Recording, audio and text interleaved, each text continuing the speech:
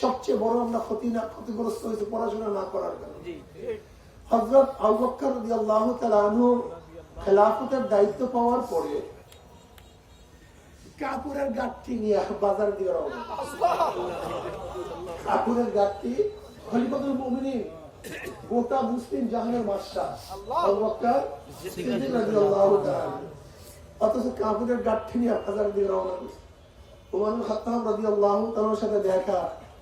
ওমর ইবনে খাত্তাব রাদিয়াল্লাহু বললেন, ভাই আবু বকর কোথায় যান? বলে বাজারে যাই। গাঁটটি কি? তোমার খাদের মধ্যে কিসের গাঁটটি? বলে কাপড়ের গাঁটটি। বলে কি করবেন? বলে বিক্রি করার জন্য যাই। কি করার জন্য? বলে গোটা জাতি দায়িত্ব আপনার কাঁধের উপরে, আর আপনার কাপড়ের গাঁটটি নিয়ে বাজারে রওনা করছেন। বলে খামো কি? বর্তমানে আমরা কেউ রাজনীতি করলে একবার কি এমপি হলে 14 গোষ্ঠীর কাজ করতে হয়। কোথা সে মুসলমান, কোথা সে মুসলমান, কোথা সে মুসলমান। এমপি হলে 14 গোষ্ঠীর কাজ করতে হয় না। আর আবু বকর সিদ্দিক রাদিয়াল্লাহু খলিফাতুল মুমিনিন হওয়ার পরে কাপড়ের গাঁটটি নিয়ে রওনা করছে। বলে খাবো কি? সংসার চলবে কিভাবে? পরিবার পরিজনের মুখে খানা তুলবো কিভাবে?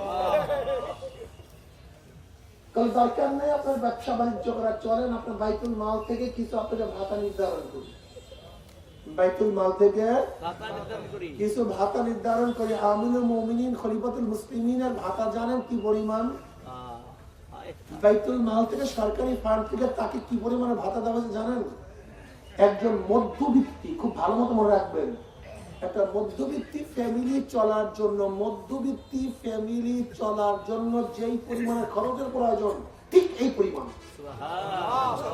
অথচ আমাদের দেশের বর্তমানে একজন ডিসি, ওরে আল্লাহ, বাংলু, গাড়ি, বাড়ি, নৌকার, বাবুর্চি, অথচ খয়রাতি রাস্তা।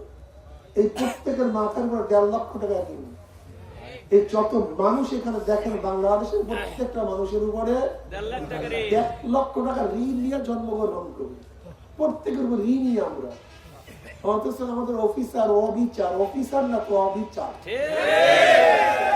এই অফিসার খয়রাতি রাষ্ট্র অফিসার দেখলে আমি নিজেই হাসি, মাঝে মাঝে আমি নিজেই হাসি যে আজীব, কি আজীব এক দেশ, আজীব এক কান্ট্রি। তুমি তোমার টাকা দিয়ে হেলিকপ্টারে ঘোরো, কোনো আফসোস তাই, কিন্তু সরকারি টাকা ব্যবহার করার আগে চিন্তা করতে হবে খয়রাতিরও ট্যাক্সের টাকা এখানে। খয়রাতি ভিক্ষা করার জন্য যে খুঁতি তৈরি করে, ওই খুঁতি কাপড়, ওইটার মধ্যে কয়বার ট্যাক্স দিছে আপনি জানেন? সুতা ইম্পোর্ট করছে, তার আগে বাদ দেন, তুলা ইম্পোর্ট করছে, তুলার থেকে সুতা, সুতা মেশিন ইম্পোর্ট করছে, তারপরে এটাকে এক্সপোর্ট করছে, ইম্পোর্ট করছে, কর্মচারী, কতবার ট্যাক্স, ভ্যাটের পরে খয়রাতির হিসাবে খবর আছে? আপনার খবর আছে? খয়রাতি যে প্লেটটা ক্রয় করে, প্লেট যে আমাকে টাকা দাও, পয়সা দাও, ওই প্লেটটার মধ্যে কয়বার ভ্যাট ট্যাক্স দিয়েছিল আপনি জানেন? একটা খয়রাতি বাথরুমে যে বন্যা নিয়ে যায়, আপনি জানেন এই বন্যার মধ্যে কতবার ভ্যাট ট্যাক্স দিতে হয়েছে? একটা ভিক্ষুক যে জুতা পরে, জুতার মধ্যে কয়বার ভ্যাট ট্যাক্স দিতে আপনি জানেন? একটা খয়রাতি যে খাতা গায়ে দেয়, ওই সিরা খাতার মধ্যে কয়বার ভ্যাট ট্যাক্স দিতে আপনি জানেন?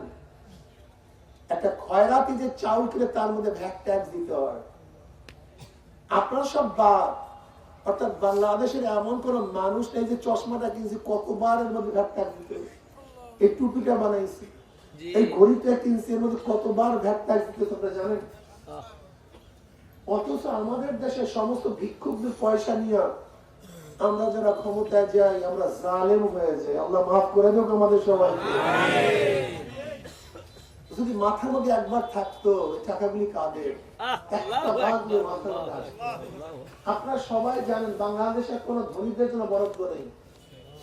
বাংলাদেশের কোন কথা করে না, ধনীর জন্য কোনো বরাদ্দ নেই। কিন্তু ভালো মতো জানবেন, ধনীদের জন্য পুরো বরাদ্দ নেই, সব বরাদ্দ গরিবদের জন্য। আর খায় ওই গরিবদের টাকা, খয়রাতির টাকা, ভিক্ষুকের টাকা, মিসকিনের টাকা, এতিমদের টাকা।